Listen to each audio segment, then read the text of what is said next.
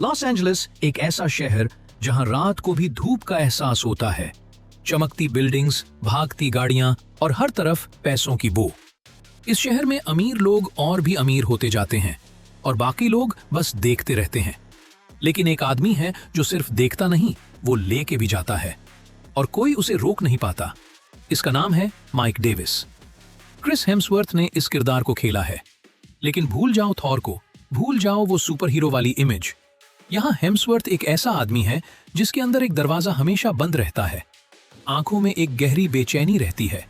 वो बोलता कम है, सोचता ज्यादा है और काम करते वक्त उसकी हर मूवमेंट इतनी कैलकुलेटेड होती है जैसे कोई ग्रैंड मास्टर चेस खेल रहा हो। माइक एक जूअल थीफ है, लेकिन वो कोई आम चोर नहीं। इसका एक गोल्डन रूल है जो उसने कभी नहीं तोड़ा। कोई तकलीफ नहीं किसी को भी, कोई खून नहीं, कोई मारपीट नहीं। वो आता है, अपना काम करता है और 101 फ्रीवे से हवा हो जाता है। इसलिए तो पुलिस के हाथ कुछ आता ही नहीं। कोई सुराग नहीं, कोई गवाह नहीं, कोई डीएनए नहीं, बस एक खाली तस्करा और हाथ मिलाते हुए लोग। फिल्म का पहला सीन ही तुम्हारा दिल पकड़ लेता है। माइक एक डायमंड डिलीवरी इंटरसेप्ट करता है, एलए की धूप में, बिल्कुल खुले आम। उसने पता कर रखा था कि डिलीवरी में असली हीरे कहाँ हैं और नकली कहाँ। वो सीधा असली वाली जगह पे हाथ डालता है। $3 मिलियन के हीरे। प्लान परफेक्ट था, एग्जीक्यूशन परफेक्ट था, लेकिन जाते वक्त एक गोली आकर उसके बदन को छू जाती है। बस एक गुरेज था, खून थोड़ा सा, दर्द थोड़ा सा। लेकिन माइक के अंदर जो कुछ हिला वो सिर्फ जिस्म नहीं था, कुछ और था। वो रुक जाता है, सोचता है और अपना अगला प्लान रॉबरी सेंटा बारबरा में कैंसिल कर देता है। यही डिसीजन था जिसने सब कुछ चेंज कर दिया। अब आते हैं दूसरी तरफ, एलएपीडी के डिटेक्टिव लू लुबेज़निक। मार्क रफलो ने इस आदमी को इतनी ईमानदारी से जिया है कि स्क्रीन पे देखते वक्त तुम्हें लगता है ये कोई एक्टर नहीं, ये सच में कोई थका हुआ फ्रस्ट्रेटेड कॉप है जो अपनी ही दुनिया से लड़ रहा है। लू भारी बदन का है, बढ़े हुए बालों का, ग्रे ब्लैक कर्ल्स का, और उसके चारों तरफ एक ऐसी पुलिस डिपार्टमेंट है जो केसेस सॉल्व करने के लिए नहीं बल्कि केसेस बंद करने के लिए काम करती है। प्रमोशन का प्रेशर है, पॉलिटिक्स है, सुपीरियर्स हैं जो सच सुनना नहीं चाहते। लेकिन लू का दिमाग रुका नहीं। उसने देखा माइक के सारे क्राइम्स एक ही पैटर्न फॉलो करते हैं, सब 101 फ्रीवे के पास। सब में कोई वायलेंस नहीं, सब में कोई डीएनए नहीं, एक ही आदमी है। लू ने अपना थ्योरी अपने सुपीरियर्स को बताया। उन्होंने हाथ झाड़ दिए। ये सब अलग अलग केसेस हैं लू, बंद करो ये बकवास। लेकिन लू ने बंद नहीं किया। इसी दौरान माइक की जिंदगी में एक और चीज हो रही थी। उसने एक हैकर डेवन नाम के लड़के को कुछ पैसा दिया था एक खास काम के लिए।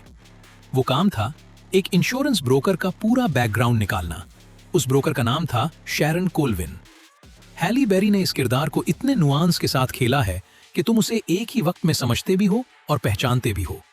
शैरन काफी सालों से अपनी कंपनी के लिए काम कर रही थी, मेहनत करती थी, क्लाइंट्स लाती थी, डील्स क्लोज करती थी, लेकिन प्रमोशन हमेशा किसी और को मिलती, रिस्पेक्ट नाम के बराबर। और जब एक नए कॉलीग ने उसका सबसे बड़ा क्लाइंट स्नैच करके वो डील क्लोज की जिस पर शैरन का हक था, तो कुछ टूट गया उसके अंदर। वो टूट जो अंदर से आती है, जो चेहरा नहीं दिखाती लेकिन आंखों में रह जाती है। माइक ने शैरन को क्यों चूज किया? क्योंकि उसके पास वो इंफॉर्मेशन थी जो माइक चाहता था।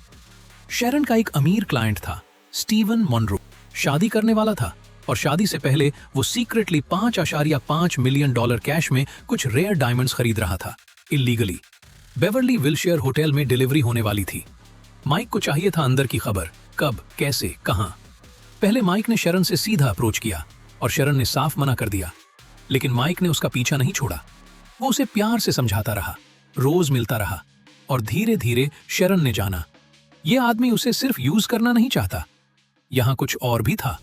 कोई तन्हा था। दोनों तन्हा थे हकीकत में। एक अपनी जिंदगी से भाग रहा था, दूसरी अपनी जिंदगी से थक चुकी थी। और जब सिस्टम ने तुम्हारा सब कुछ छीन लिया हो, जब मेहनत का कोई फल न मिले, जब तुम टूट चुके हो, तब एक अनजाना चोर भी दोस्त लग सकता है। शैरन ने हां कर दी। $3 मिलियन का हिस्सा मांगा अपने लिए। माइक ने माना। लेकिन उस सब के बीच एक और आदमी था जिसने सब कुछ कॉम्प्लिकेटेड कर दिया, ऑर्मोन। बैरी क्योगन ने इस किरदार को इतना डेंजरस और अनप्रेडिक्टेबल बनाया है कि हर सीन में जब वो होता है तुम्हारा दिल थोड़ा फास्ट बीट करने लगता है। ऑर्मोन एक साइकोटिक बाइकर है। वायलेंट, इम्पल्सिव और बिल्कुल भी किसी रूल को नहीं मानता। वो माइक के फेंस मनी, निक नोल्टी का बंदा था। हुआ ये कि जब माइक ने सेंटा बारबरा वाली जॉब लास्ट मिनट कैंसिल की, मनी ने ऑर्मन को भेज दिया उस जॉब पर। ऑर्मन ने वो रॉबरी बहुत बुरी तरह की, वायलेंस, केओस, सब कुछ। माइक को पता चला तो उसने मनी से नाता तोड़ लिया, लेकिन मनी ने गुस्से में ऑर्मन को माइक के खिलाफ लगा दिया। अब ऑर्मन माइक का पीछा कर रहा था। डेवन हैकर को डरा के शेरन तक पहुंच गया। शेरन को धमकियां देने लगा। एक परफेक्ट प्लान में केओस घुस आया था। शेरन डर गई। उसने एक ऐसा काम किया जो स्टोरी को एक नए मोड़ पर ले जाता है। वो लू के पास गई, डिटेक्टिव लू के पास, और उसने सब कुछ बता दिया। मनरो की डील, माइक का प्लान, ऑर्मन की वायलेंस, सब कुछ। लू के लिए ये वो मोमेंट था जिसका वो सालों से इंतजार कर रहा था। लेकिन तब तक लू को डिपार्टमेंट ने सस्पेंड कर दिया था, क्योंकि उसने एक और केस में पुलिस शूटिंग को कवर अप करने से मना कर दिया था। ये था लू का असली कैरेक्टर। वो सिस्टम से लड़ता था, चाहे उसकी अपनी नौकरी खत्म हो जाए। सस्पेंड होने के बाद भी लू ने इन्वेस्टिगेशन नहीं छोड़ी, अपने दम पर चलाता रहा। माइक की फॉस्टर मदर तक पहुंचा। पता क्या कि माइक का असली नाम जेम्स था, और उस डायमंड रॉबरी में जो कार यूज हुई थी उसमें एक खून का दाग था। वो दाग माइक के जुवेनाइल रिकॉर्ड से मैच किया। अब दोनों, माइक और लू, एक ही जगह की तरफ बढ़ रहे थे, बेवर्ली विल्शर होटल। माइक ने प्लान बनाया, मनरो के सिक्योरिटी गार्ड की जगह ले लेगा, ब्रीफकेस लेकर मनरो के वेडिंग स्वीट में पहुंचेगा, कैश लेगा और हुआ हो जाएगा, सिंपल, क्लीन। लेकिन लू का भी प्लान था। वो कुरियर बना, वही जो ब्रीफकेस लेकर स्वीट तक जाता। माइक को पता नहीं था कि जो आदमी उसके साथ लिफ्ट में खड़ा था, उस ब्रीफकेस के साथ वो एक कॉप था। स्वीट में पहुंचे दोनों, मनरो और उसकी होने वाली बीवी वहां थी। ब्रीफकेस ट्रांसफर हो गया और फिर माइक ने गन निकाली।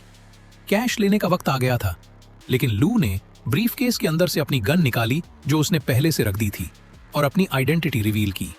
दोनों एक दूसरे को गन पॉइंट कर रहे थे। कमरे में टेंशन इतनी थी कि सांस लेना भी मुश्किल लग रहा था। यह था वो मोमेंट जिसके लिए पूरी फिल्म बनी थी। थॉर बमुकाबला हल्क नहीं, एक परफेक्ट चोर बमुकाबला एक ऑनेस्ट कॉप।